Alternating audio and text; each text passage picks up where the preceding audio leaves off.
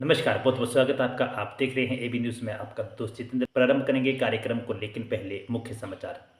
पूरी होगी अरविंद केजरीवाल की मांग, नवंबर में दिल्ली चुनाव पर इलेक्शन कमीशन का जवाब। बीजेपी नेता अनिल विज ने ठोका सीएम पद पर दावा, कहा मैं हरियाणा की तस्वीर बदल दूंगा।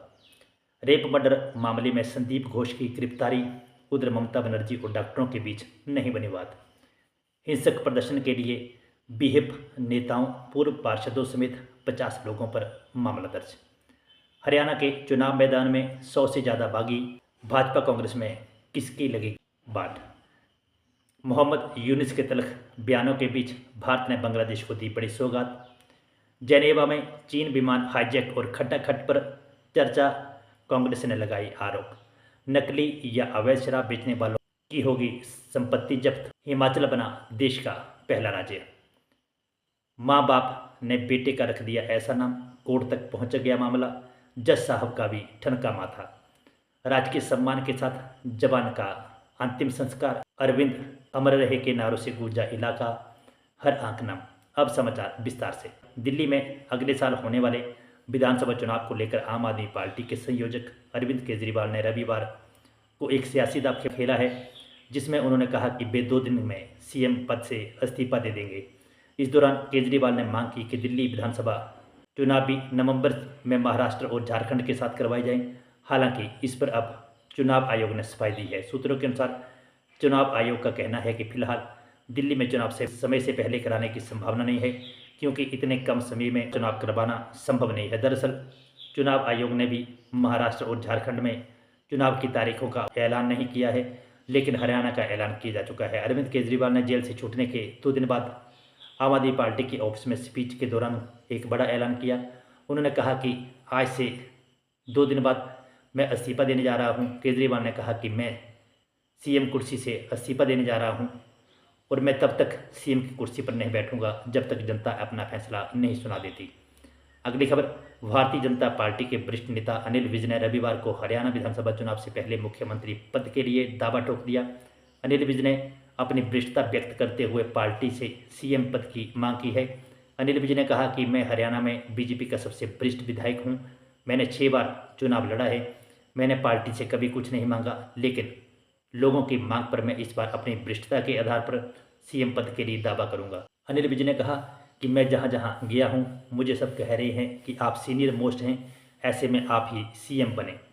ऐसे में लोगों की मांग पर मैं अपनी वरिष्ठता के दम पर मैं मुख्यमंत्री बनने का दावा पेश करूंगा।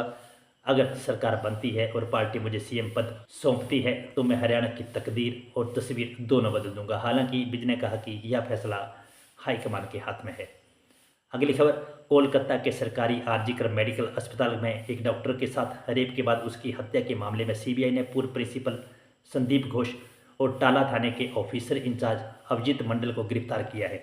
हालांकि संदीप घोष पहले से ही मेडिकल कॉलेज में वित्तीय अनियमितताओं के मामले में जेल में ही है। बीसीसी के सहयोगी पत्रकार प्रभाकर मणि तिवारी ने बताया कि सीबीआई ने उन्हें सबूतों के साथ छेड़छाड़ और उनको गायब करने तथा देरी से एक एफआईआर दर्ज करने के आरोप में शनिवार देर रात गिरफ्तार कर लिया। टाला पुलिस स्टेशन के अधिकार क्षेत्र में ही आरजीकर मेडिकल कॉलेज और अस्पताल आता है। दोनों ही अभियुक्तों को रविवार को कोर्ट में पेश किया जाएगा। सीबीआई के एक अधिकारी ने इसकी जानकारी दी है। वहीं इस कार्रवाई के बाद विपक्ष के नेता शुभेंदु अधिकारी ने अपने एक एक्स पोस्ट पर कोलकाता पुलिस कमिश्नर विनीत गोयल और मुख्यमंत्री ममता बनर्जी का इस्तीफा मांगा है। अगली खबर। पुलिस ने रविवार को बताया कि संजौली इलाके में एक मस्जिद और अवैध हिस्से को गिराने की मांग को लेकर पिछले सप्ताह यहां आयोजित विरोध प्रदर्शन के दौरान हिंसा के लिए बीएसपी नेताओं और पूर्व पार्षदों और पंचायत प्रमुख समेत 50 लोगों पर मामला दर्ज हुआ है। 11 सितंबर को प्रदर्शनकारियों ने सुरक्षा कर्मियों के साथ झड़प की और बैरिकेड तोड़ दिए और पथराव किया, जबकि पुलिस ने उन्हें तितर बितर करने के लिए पानी की बौछारें और लाठियां चलाई। पुलिस और महिलाओं समेत करीब 10 लोग घायल हो गए। शिमला के पुलिस अधीक्षक संजय कुमार गांधी ने बताया कि विरोध प्रदर्शन को भड़काने वाले लोगों की कॉल डिटेल रिकॉर्ड एकत्र किए गए हैं और मामले दर्ज किए जाएंगे। अधिकारी ने कहा कि सीसीटीवी फुटेज और वीडियो तथा फोटोग्राफ्स में लोगों के हाथ में पत्थर लिए हुए होने के सबूत हैं, जिन्हें ड्यूटी पर तैनात अधिकारियों पर फेंका गया। अधिकारियों ने बताया कि पुलिस ने अब तक जिन 50 लोगों की पहचान की है और 8 मामले उनके खिलाफ दर्ज किए हैं। उनमें विश्व हिंदू परिषद के नेता, पंचायत प्रमुख और उनके प्रतिनिधि, पूर्व पार्षद, दुकानदारों के अलावा चौपाल और ठेव के लोग शामिल हैं। अगली खबर, हरियाणा विधानसभा चुनाव में इस बार सत्ता तय करने के लिए बागियों की भूमिका अहम हो सकती है। भाजपा और कांग्रेस दोनों प्रमुख दलों को मिलाकर इस बार यहाँ से 100 से ज़्यादा नेताओं और विधायकों, मंत्रियों ने पाला बदल लिया है। जजपा जैसे छोटे दल के वर्तमान विधायकों तक ने पाला बदल लिया है। ऐसे में माना जा रहा है कि इस बार हरियाणा में किसी पार्टी की हार या जीत तय होने में उनके प्रमुख उम्मीदवारों से ज़्यादा बागी उम्मीदवार नेताओं की भूमिका अहम हो सकती है। कांग्रेस को इस बार हरियाणा में सत्ता में वापसी की बड़ी उम्मीदें हैं। भाजपा के खिलाफ 10 साल की एंटी इनकम्बेंसी फैक्टर, जाट किसानों पहलवानों की कथित नाराजगी भी भाजपा के खिलाफ जा सकती है। वहीं कांग्रेस जाटों के एक मुश्त समर्थन की उम्मीद कर रही है। ऐसे में उसकी दावेदारी मजबूत हो गई है, लेकिन इसके बाद टिकट बंटवारे और कांग्रेस में मचा घमासान पार्टी नेतृत्व के लिए परेशानी का कारण बन गया।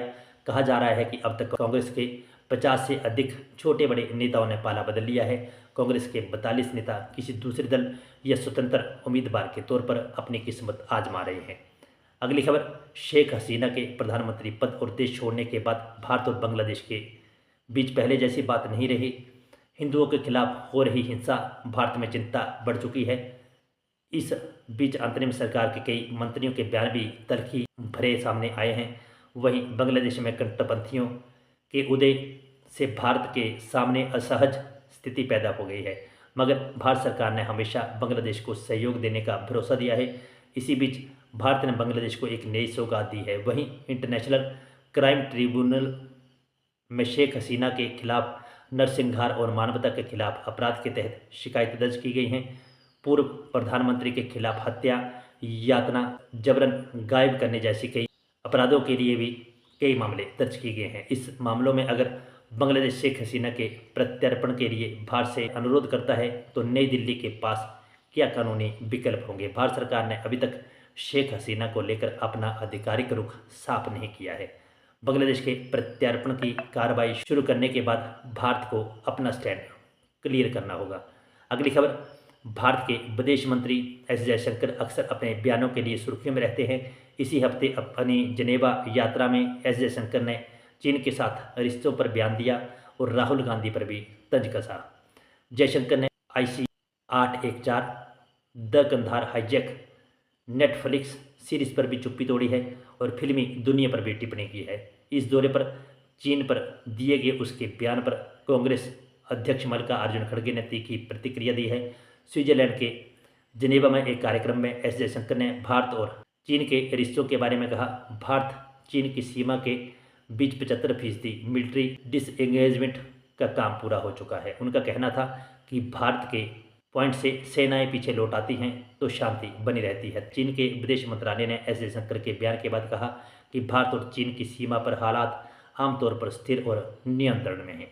अगली खबर, हिमाचल प्रदेश अवैध और नकली शराब मामलों के संपत्ति जब्त करने का प्रावधान बनाने वाला पहला राज्य बन गया है। अवैध और नकली शराब बनाने के धंधे में लिप्त लोगों पर लगाम लगाने के लिए प्रदेश सरकार ने सख्त कार्रवाई करने की ठानी है। हाल ही में प्रदेश विधानसभा के मानसून सत्र के दौरान हिमाचल प्रदेश आबकारी अधिनियम 2011 में संशोधन किया गया है।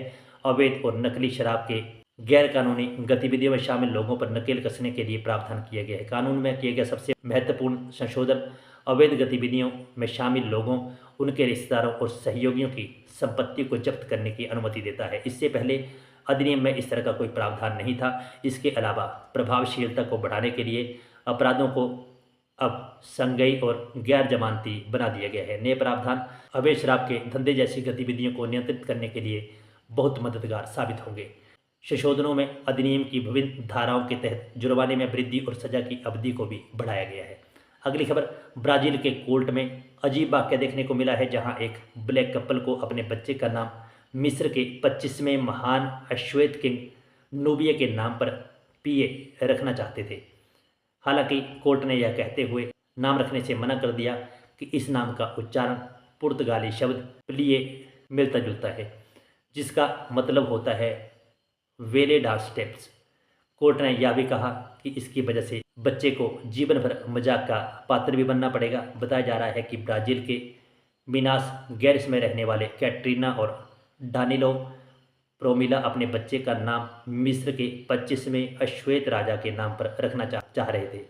प्रीमोला ने बताया कि 2023 रियो डी जेनेरो कार्निवल की एक थीम सॉन्ग्स के दौरान यह आइडिया आया था। हमने पीए की कहानी पढ़ी थी। वह एक नुबियन वॉरियर थे। उन्होंने मिस्र को जीतकर पहले अश्वेत फिरौना का दर्जा प्राप्त किया था। अगली खबर, जम्मू कश्मीर के किश्तवाड़ इलाके में आतंकवादियों से लोहा लेते बलिदान हुए हमीरपुर के लहड़ गांव के जवान अरविंद का सैन्य सम्मान के साथ अंतिम संस्कार किया गया। सेना में कार्यरत छोटे भाई परमजीत ने बलिदानी बड़े भाई की चिता को मुखाग्नि दी। पार्थिव देह घर पहुंचते ही चीख पुकार से माहौल गमगीन हो गया। 11:15 के करीब बलिदानी की पार्थिव देह घर पर पहुंची तो मां और पत्नी का रो रो कर बुरा हाल हुआ और बेसुध हो गई। बलिदानी अरविंद सिंह की अंतिम यात्रा में सैकड़ों आंखों ने नम विदाई दी।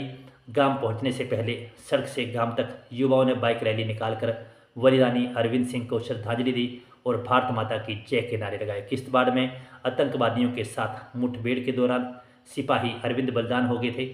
अरविंद सिंह वर्ष 2017 में डोगरा रेजिमेंट में भर्ती हुए थे और राष्ट्रीय राइफल में अपनी सेवाएं दे रहे थे। वह अपने पीछे पत्नी इक्षु देवी, 1.5 वर्षीय बेटे रियांश ठाकुर, पिता राजेंद्र सिंह, माता सरोज कुमारी को छोड़ गए हैं। बलिदानी अरविंद का अंतिम संस्कार पूरे सैन्य सम्मान के साथ हुआ।